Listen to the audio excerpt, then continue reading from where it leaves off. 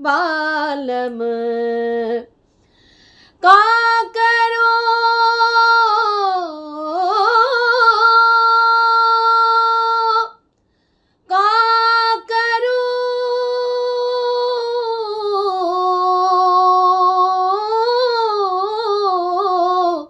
का करूं सजनी आए न बालम तरपत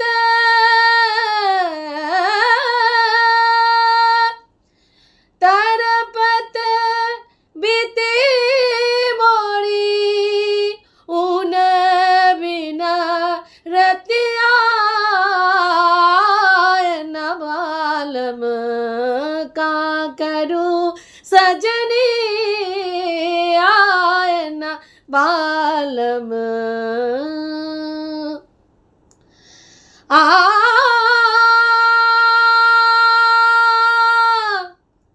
आए न बालम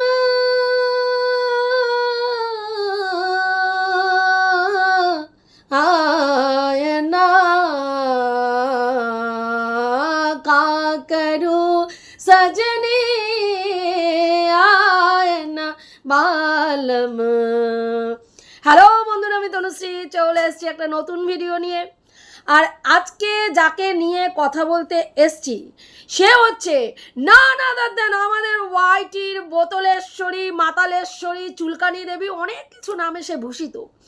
তোমরা দেখেছো কালকে একটা ভিডিও আবার এসছে পিরিয়ড সংক্রান্ত ভিডিও, যেই ভিডিওতে ওর একই বক্তব্য, আমি পিরিয়ডের কথা বলবোই, পিরিয়ডকে পিরিয়ড বলেছি। ভাই এত গাত্রদাহ কেন, সবার কেন এত ফাটছে? আমি তো পিরিয়ডকে পিরিয়ডই বলেছি। আরে ভাই এটা একটা মানে শারীরিক বিক্রিয়া। আমি না শুনে পুরো মানে হতভম্ব হয়ে গেলাম। শারীরিক বিক্রিয়াটা কি ভাই? আমরা জানি এটা একটা শারীরিক প্রক্রিয়া বলতে পারে, মানে আমার শরীরের মধ্যে এটা একটা প্রক্রিয়া। হ্যাঁ, বিক্রিয়া তো ল্যাবে হয়, একটা মানে সলিউশনের সঙ্গে আরেকটা সলিউশনের মিক্সিং করে একটা বিক্রিয়া ঘটানো হয়, সেখানে এটা শারীরিক বিক্রিয়া। হ্যাঁ, মানে আমি অবাক, তো পুরো অবাক এই রকম ব্যাপার। তো যাই হোক, তার বক্তব্য হচ্ছে আমি পিরিয়ড নিয়ে কথা বলবোই। আর 5টা রোগের মতন যেমন জ্বর জ্বালা শরীরে হয়, সেই রকম এটাও একটা শারীরিক বিক্রিয়া। সেই বিক্রিয়া সম্বন্ধে আমি কথা বলবো। এখানে 100 জন মানুষও যদি একটা কথাকে সঠিক বলে প্রমাণ করার চেষ্টা করে, তাহলে আমি সেটাকে সঠিক মানব না। কারণ আমি হনুদাস পাল, আমি আং বাং ছাং, আমি যেটা বলবো সেটাতেই স্ট্যাম্প মারতে হবে, সেটাতেই শিলমোহর লাগাতে হবে। কারণ আমি বলেছি ভাই, আমি ওয়াইটির স্বনাম ধন্যা controversy creator, one and only controversy queen, লাতখোর কন্ট্রোভার্সি কুইন। তো আমি যখন বলেছি 100 জন মানুষও যদি সেই কথাটা বলে, আমি বলবো তারা মিথ্যা কথা বলছে। আমি একমাত্র মানুষ, আমি যেই কথাটা বলছি সেটাই ঠিক বলছি, বাকি সব মিথ্যাবাদী, আমি একমাত্র সত্যিবাদী। ভাই আমার ফ্যামিলির বিশাল কালচার, বিশাল সংস্কার, বিশাল সংস্কৃতির মধ্যে আমি মানুষ হয়েছে। আপনি হয়েছেন XYZ, কেউ হয়েছে? কেউ হয়নি ভাই, কেউ হয়নি। তাদের পরিবারের কোনো সংস্কারই নেই, তারা ওপেন মাইন্ডেরই না। আমি একমাত্র মানুষ যে ওপেন মাইন্ডের। দেখুন খুল্লা কেমন বলছি ইন্টারন্যাশনাল প্ল্যাটফর্মে, আমার পিরিয়ড হয়েছে। আমার সাথে সাথে আপনারা মুখস্থ করুন, কবে, কোন ডেটে, কোন দিন, কতক্ষণ, কতটুকু হয়েছে, আজকে বেশি হয়েছে না কম হয়েছে, ফ্লো বেশি ছিল না কম ছিল, এগুলো ভাই আপনাদের শুনতে হবে, আপনারা বাধ্য শুনতে। এবার সেখানে বহু মানুষ, বেশ কিছুজন দর্শক আর কি, ওকে ভিউয়ার্স, ওকে প্রশ্ন করেছে, ভাই তুমি এত ব্রড মাইন্ডেড, তুমি এত উদার, তুমি সংস্কার মানে কুসংস্কার মানো না, এগুলো তোমার কাছে একেবারে ব্যাকডেটেড চিন্তাভাবনা। আগেকার দিনের মাসি পিসিরা এইসব চিন্তাভাবনা এইসব চিন্তাভাবনাকে তুমি গুরুত্ব দাও না, কিন্তু সেটা তো বুঝলাম, খুব ভালো কথা, তুমি উদার মানসিকতার মানুষ, তুমি খোলা সব কিছু পছন্দ করো। নিজের স্বামী থাকতে অন্যের স্বামীকে চুলকাতে ভালোবাসো, নিজের স্বামী থাকতে অন্যের স্বামীর সঙ্গে মানে বিনোদনমূলক কথাবার্তা বলতে ভালোবাসো, নিজের স্বামী থাকতে অন্যের স্বামীকে খোঁচাখুচি করতে ভালোবাসো। হ্যাঁ, তো এগুলো তুমি ভালোবাসো তুমি, কারণ তুমি উদার মানসিকতার একজন মানুষ। কিন্তু ভাই তাহলে তুমি কুসংস্কার আচ্ছন্ন কি করে হচ্ছ? কি করে তুমি কুসংস্কার আচ্ছন্ন হচ্ছ? তোমার হাজব্যান্ড তোমার শ্বশুরবাড়ি গেছে কি না, সেখানে তার বাথরুম টাথরুম পরিষ্কার করে বাবার একটা কিছু গ্যাসের সিলিন্ডার সংক্রান্ত বা কিছু এরকম টাইপের একটা কি আসবে, সেটা সে দেখে নিজে সব কিছু চেক করে নিতে চাইছিল বলে সে ওখানে ছিল। সেখানে তোমার শ্বশুরমশাই চলে আসতে বলেছে, তারপরেও সে আসেনি। কিন্তু তুমি বাড়িতে ওয়েট করছো কেন? যে না, তুমি ঠাকুর পুজো দিতে পারছো না কেন? ভাই তুমি নিজে বললে মা সারদা দেবী কি করেছিলেন, যে ঋতুচক্রের সময় মা সারদা দেবী তিনি মায়ের জন্য ভোগ রান্না করতেন। আমরা সবাই জানি, এরা থেকে গ্যারা থেকে বুড়া সবাই জানে, হ্যাঁ, যে মা সারদা দেবী ছিলেন স্বয়ং মা ভবতারিণীর অংশ, যাকে রামকৃষ্ণদেব মা রূপে পূজিত করতেন, যার জন্য ফলাহারিণী কালী পুজো। হ্যাঁ, যেই দিনকে মা সারদা দেবীকে রামকৃষ্ণদেব দেবী রূপে পূজিত করেছিলেন, তিনি স্বয়ং মায়ের অংশ ছিলেন। তা তিনি তার ভোগ রান্না করছেন ভাই, তার সঙ্গে আমাদের সাধারণ মানুষের যদি আমরা এখন তুলনা করতে বসি, তার থেকেও বড় কথা হচ্ছে তুমি যেখানে মানছই না, তুমি মানোই না এগুলো মানোই না, সেখানে তুমি দিনের পর দিন ম্যান্ডিকে নিয়ে এইসব নিয়ে কটাক্ষ করে গেছো। তুমি নিজে ঠাকুর পুজো দিচ্ছ না কি, কেন না? বরের উপরে রাগ করেছি কেন?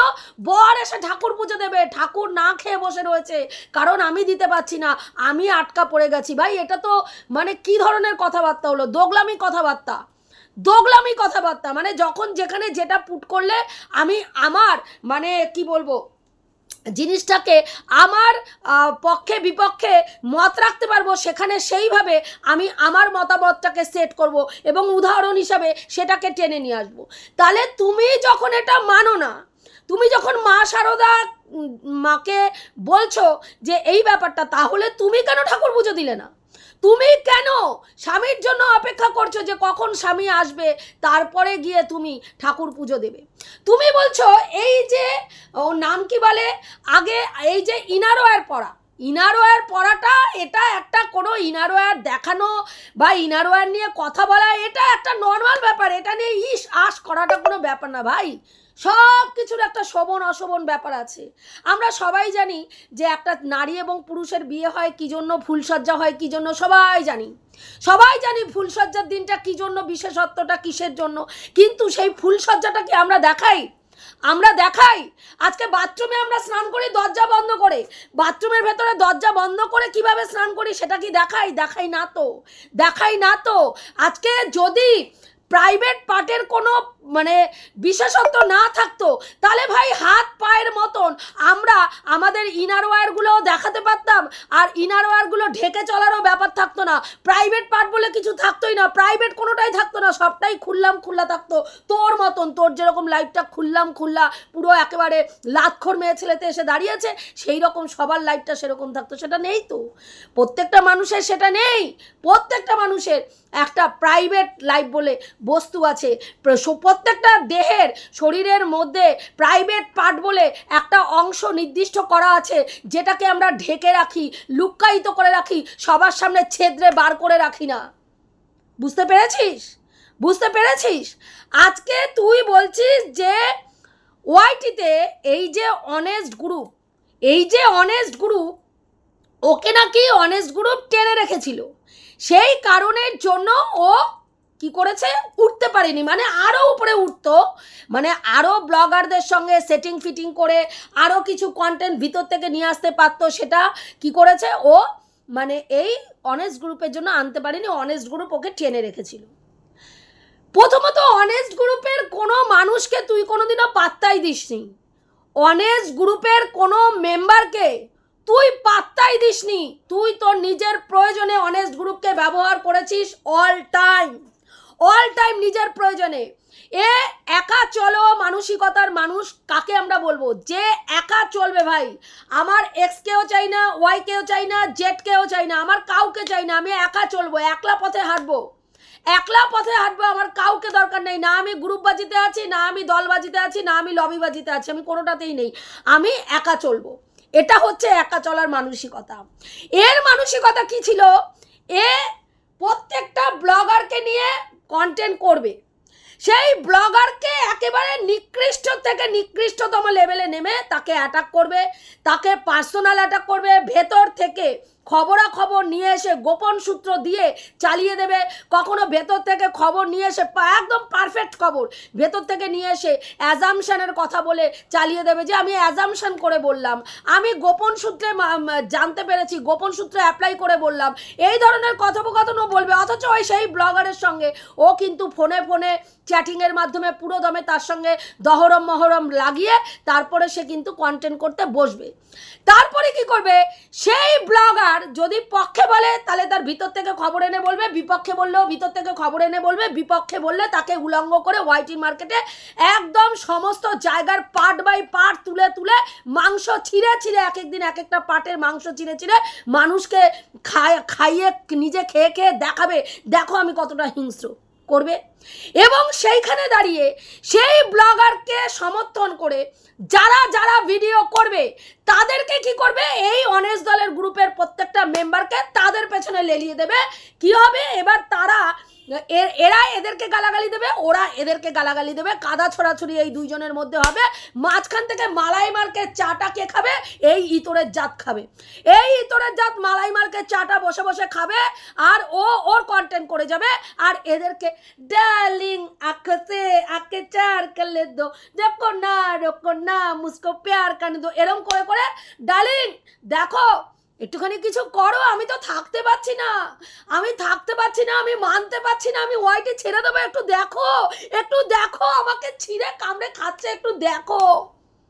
ব্যাস, এই অনেস্ট গ্রুপে যারা রয়েছেন মাথা, তাদের মধ্যে আমাদের ওয়াইটির দাদা একজন রয়েছেন, যিনি তাকে এমনভাবে ইমোশনালি ফুল করেছিল।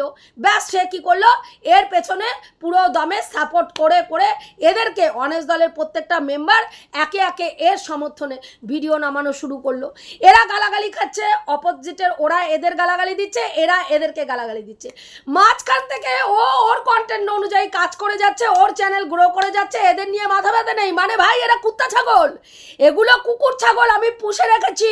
আমার মানে 5 মাস খাটতে এরা বাধ্য, আমার 5 মাস খাটতে বাধ্য। অনেস্ট গ্রুপের মেম্বারগুলোকে এই জানোয়ারের বাচ্চা সেরকমই মনে করেছিল যে আমি আমার প্রয়োজন মতন তোদের ব্যবহার করব। ভাই, আমি যখন চাইবো তোদের লেলিয়ে দেবো, তোরা তু করবো, তোরা দৌড়াবি।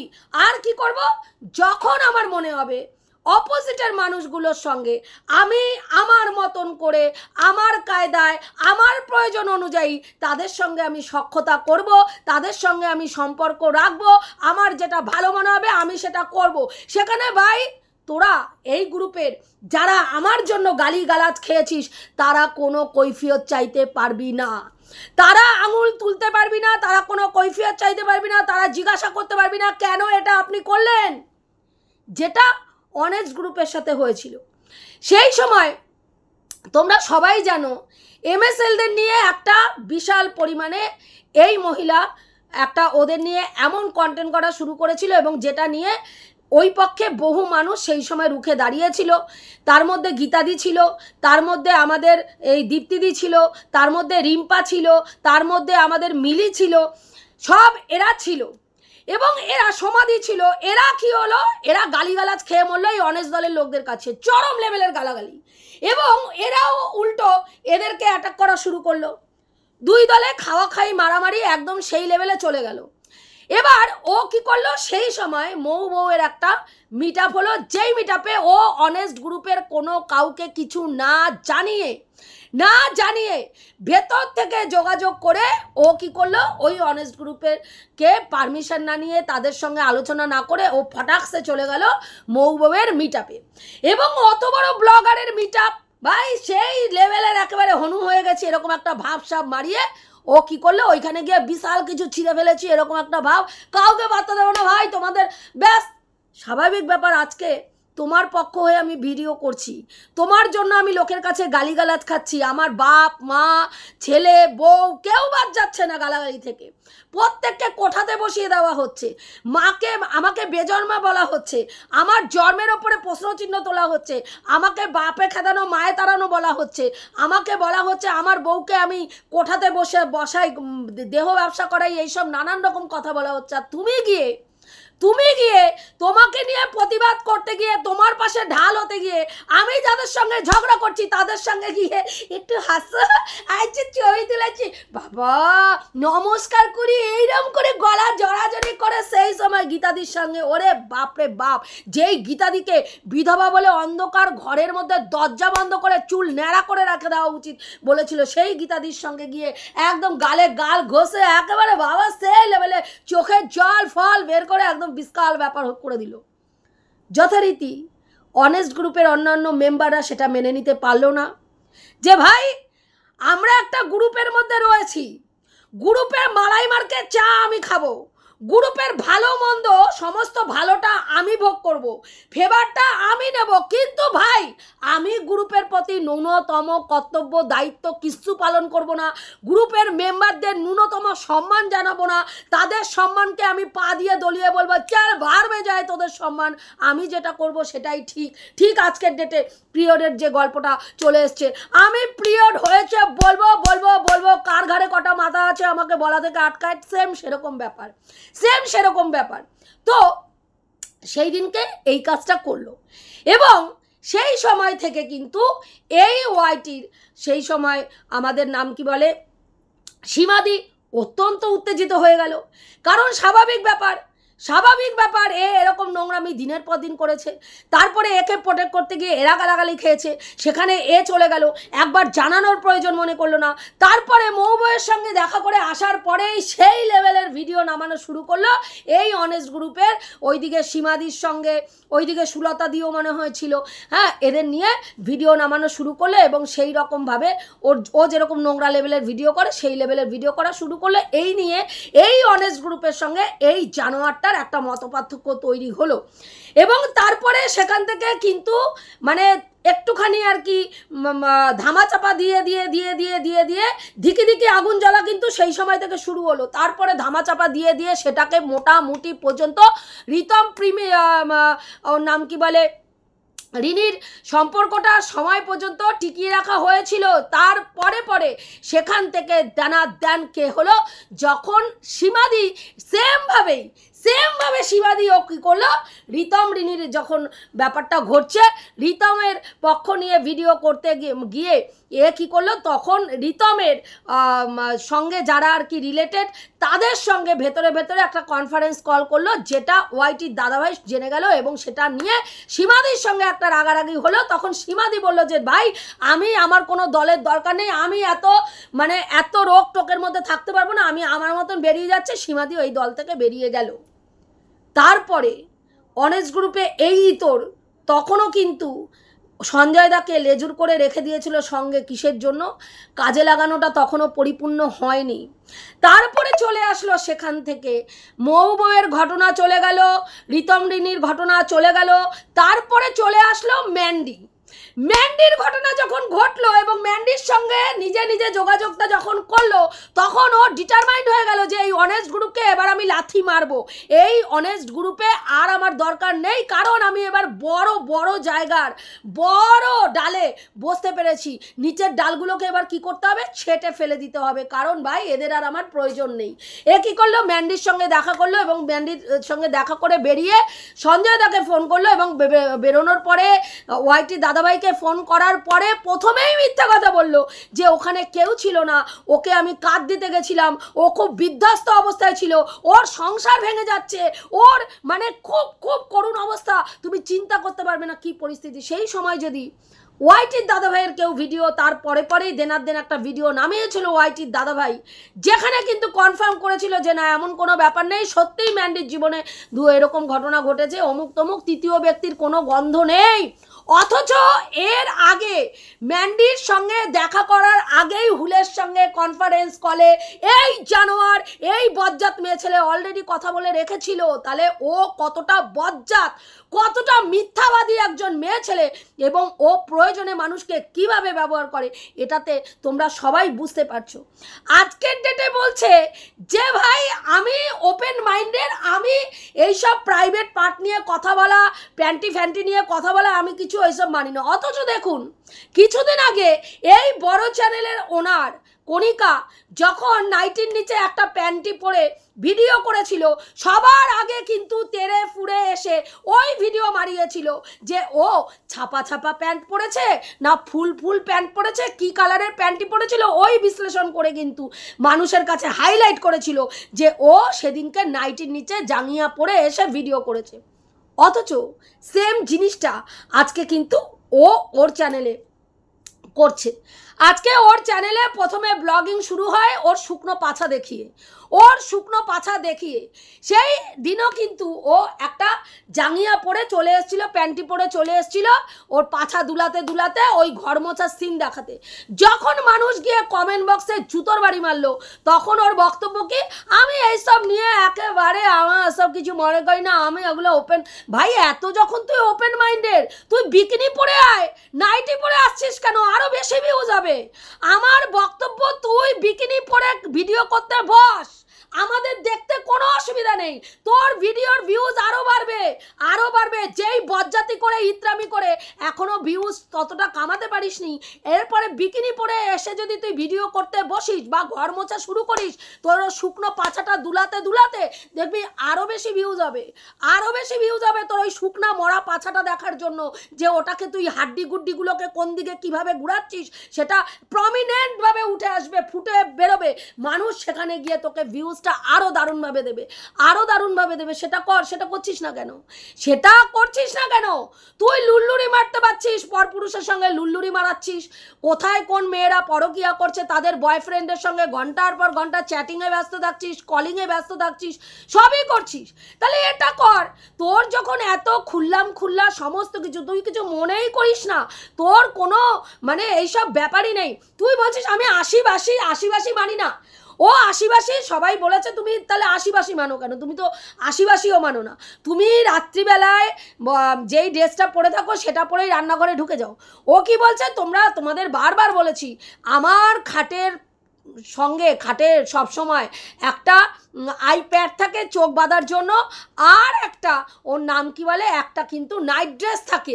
ও রাত্রিবেলায় নাইট ড্রেস পরে শোয়। আচ্ছা, যারা ওকে একেবারে ডে 1 থেকে দেখছেন, আজ পর্যন্ত তারা কোনো ভিডিওতে কোনো জায়গায় ওকে নাইট ড্রেস পরা অবস্থায় আপনারা দেখেছেন? রাত্রি 1টার সময় গডনগরে ও নারকেল পড়েছে, নারকেল আনতে গিয়েছিল, এইখান থেকে এই প্রান্ত পর্যন্ত ঠোঁটে বোরোলিং ঘষে, তখনও কিন্তু নাইট ড্রেস কেউ দেখতে পায়নি, ও সেই নাইটি পরা অবস্থাতেই দেখেছে। কদিন আগে মাঝরাত্রিরে একখানা মানে ভিডিও করলো, অসুস্থ হয়ে পড়েছে, ওর জ্বর এসছে, কাঁপুনি দিয়ে জ্বর এসছে, তখনও কিন্তু ঠোঁটের এই প্রান্ত থেকে এই প্রান্ত পর্যন্ত মানে ওর নাম কি বলে, বোরোলিং দেওয়া অবস্থায় ওকে কিন্তু নাইটি পরেই শুয়ে থাকতে দেখা হয়েছে। বা আজও অবধি এই যে ওর ব্লগিং চ্যানেলে একটা মানুষ আমি হলপ করে বলতে পারবে না কোনোদিনও নাইটি মানে ওর যে নাইট ড্রেস সেটা ধুয়ে কেচে মেলে দিয়েছে দেখেছে। তাহলে ও সারা রাত্রিবেলায় নাইট ড্রেস পরে সকালবেলায় উঠে ছেড়ে ফেলে, মানে সেটাকেও জল কাচা করে ধোয় না। ও মাসে একবার করে চাদর চেঞ্জ করে। ভাবতে পারেন, যার বাড়িতে একটা পোষ্য রয়েছে, তাও ফার রয়েছে প্রচুর, সেই পোষ্যটার, সেই পোষ্যটা ওর খাটের মধ্যে উঠছে, ওখানে গড়াগড়ি খাচ্ছে, ও সারাদিন গড়াগড়ি খাচ্ছে, ওখানে বসে শুচ্ছে, সমস্ত কিছু করছে। সেখানে আমরা সবাই জানি ভাই, পিরিয়ডের সময় শরীর খারাপ হওয়ার পরে, পিরিয়ড হওয়ার পরে আমরা যখন পরিষ্কার হয়ে যাই, তখন মাথা ঘষে সেই কটা দিন যেই জামা কাপড় পরেছি সেগুলো কাঁচা ধোয়া করি, বিছনার চাদর কাঁচা ধোয়া করি, বালিশের ওষার কাঁচা ধোয়া করি, তারপরে গিয়ে নতুন চাদর পাতি আমরা পরিষ্কার হয়ে গেলে আমরা কিন্তু তাই দেখে এসছি। তো সেখানে তার মানে ও সেটাও করে না, ভাবুন, ও সেটাও করে না, না কাঁচা ধোয়ার দূর দূরান্ত পর্যন্ত আছে। ওই স্বামী সপ্তাহে একদিন করে ছুটি পায়, সেই দিনকে কি করে স্বামীর জামা কাপড় কাচে, ওর নাইটি টাইটি কাচে, তার সঙ্গে পিরিয়ডের প্যান্টি ফ্যান্টিগুলো ওর বরকে দিয়ে কাচিয়ে নেয়, নিয়ে ও বিছনার চাদর 1 মাস পরে গিয়ে কাচে। ভাবতে পারেন কতটা পিশাচ। হ্যাঁ, আজকে এই বর্ষাকালে জামা কাপড় না পড়ুন, আপনি এমনি রেখে দিলেও একটা কেমন বিশ্রী টাইপের গন্ধ বেরোয় সেখান থেকে। সেই জামা কাপড় ও না কেচে ওই পর্যন্ত 1 মাস পর্যন্ত একটা বেড কভার ও বিছনার মধ্যে লটকে রাখে। তারপরে ও এসে লোকে অন্য অন্য ব্লগারদেরকে প্রশ্ন করে, তাদের পরিষ্কার পরিচ্ছন্নতা নিয়ে আঙুল তোলে। ও পরিশ্রমী, কি পরিশ্রমটা করে বলুন তো? সকালবেলায় রাজত্বের খাওয়ার আগের দিন শ্বশুরবাড়িতে দুপুরে যা রান্না হয় তা ওর শাশুড়ি মা প্রত্যেকটা জিনিস পদে পদে পাঠিয়ে দেয় নিচে, কারণ তার ছেলেকে না দিয়ে তারা হয়তো খেতে পারে না। মা বাবা তো খেতে পারে না, ছেলেকে দিলে একা দেওয়া যাবে না, তার সঙ্গে বৌমাটিকেও দেয়। সেখানে দাঁড়িয়ে ওর প্রতিদিন সকালবেলা ডিউটি হচ্ছে ভাত, আর তার সঙ্গে একটা ভাজা, একটা মাছের ঝোল, যদি মাছ করে তো মাছের ঝোল, ডিম করলে ডিমের ঝোল, আর একটা ভাজা। এই হচ্ছে ওর রুটিন। ওই 3টে পদ, মানে ভাত নিয়ে একটা ভাজার সঙ্গে একটা পদ, এই হচ্ছে রান্না। সেই রান্না করতে হাঁপিয়ে ঝাঁপিয়ে 11টার মধ্যে রান্না কমপ্লিট করে রান্নাঘর মুছে টুছে ধুয়ে টুয়ে পরিষ্কার করে এসে মানুষের পিন্ডি চটকাতে বসে। সেইখানে দাঁড়িয়ে ও একদিকে পিরিয়ড মানে না, পিরিয়ডকে ও সেই রকম, অথচ ওইদিকে তুকতাকটা ও তুকতাক মানে ভূত, মানে ও পিরিয়ড হলে শরীর খারাপ হলে যে ঠাকুর পুজো দেয় না সেটা কিন্তু অথচ আচ্ছা তাহলে বলুন তো, ও যে মানে না বলছে, তাহলে এই যে কদিন আগে ওর যে এই যে ফ্ল্যাটে আসার পরপরই পিরিয়ডটা হলো, সেই সময় ঠাকুর পুজোটা কে দিয়েছিল? সেই সময় গোপু সেবা কে দিয়েছিল? তাহলে কি গোপু সেই সময় 3 বেলা না খেয়েছিল? না খেয়েছিল। ও নিজে বলেছে ও গোপু সেবা করেছে, সেই সময় গোপু সেবা করেছে, পিরিয়ডের মধ্যে ও গোপুকে খেতে দিয়েছে। তাহলে এই ধরনের ভণ্ডামির মানেটা কি? এই ধরনের ভণ্ডামির মানেটা কি? আজকে ও কুসংস্কার আচ্ছন্ন একজন মানুষ, এইদিকে দেখাচ্ছে ওপেন মাইন্ডের। আমি ওপেন মাইন্ডের, ব্রড মাইন্ডের, আপনারা সব মিন মাইন্ডের মানুষজন, আপনারা কোনো কালচার শিক্ষা কিচ্ছু আছে? আমাকে দেখুন, আমি এইসব ওপেন ক্যামেরায় একেবারে খুল্লা আলোচনা করতে পারি। আরে ভাই, স্কুলে সেক্স এডুকেশন পড়ানো হয়, ব্যাড টাচ গুড টাচ শেখানো হয়, আমি কেন বলবো না? অথচ দেখুন, সে আজকে সোশ্যাল মিডিয়ায় তুকতাক গুনতুক নিয়ে আজকে বলছে যে সে তার শ্বশুরবাড়ি ছেড়ে দিয়েছে। কিসের জন্য? না তুকতাকের জন্য। তুকতাক হয়েছে, সেই কারণের জন্য সে শ্বশুরবাড়িতে আর থাকতে পারছে না। বাচ্চা নেওয়ার জন্য তারা আলাদা জায়গায় চেষ্টা করছে, বাচ্চা নিয়ে তারপরে তারা শ্বশুরবাড়িতে যাবে। তাহলে আজকে আপনারা বলুন তো, এর কার্যকলাপের সঙ্গে কর্মকাণ্ড আর বলা আর কর মধ্যে কোনো রকম পার্থক্য ইসে আছে? আকাশ পাতাল পার্থক্য না? আকাশ পাতাল পার্থক্য না? সে বলছে একটা, করছে একটা, মানছে একটা, বলছে আরেকটা। হ্যাঁ, নিজে যেটা করছে সেটা অন্যকে, নিজের ক্ষেত্রে যেটাকে নিজে করছে অ্যাপ্লাই করছে, সেটাই আবার অন্য কোনো ব্লগার করলে তার দিকে আঙুল তুলছে।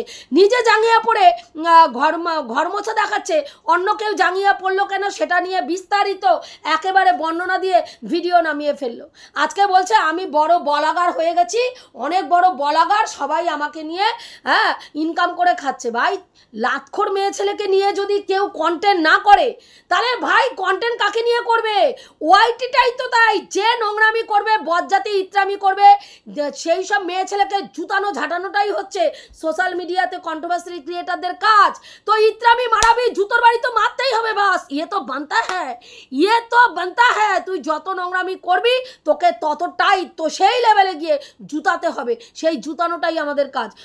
তুই নোংরামি করা বন্ধ করে দে, দেখবি আমরাও জুতানো বন্ধ করে দেবো, শুকনো পাছা তোর শুকিয়ে যাওয়া পাছা দেখতে কেউ যাবে না তোর ভিডিওতে, বুঝতে পেরেছিস? তো যাই হোক বন্ধুরা, এইটুকুই বলার ছিল। আমি যে কথাটা বললাম ঠিক বললাম না ভুল বললাম অতি অবশ্যই কমেন্ট করে জানিও। রাখছি, দেখা হবে নেক্সট ভিডিওতে। প্রত্যেকে ভালো থেকো, তনুশ্রীদির পাশে থেকো।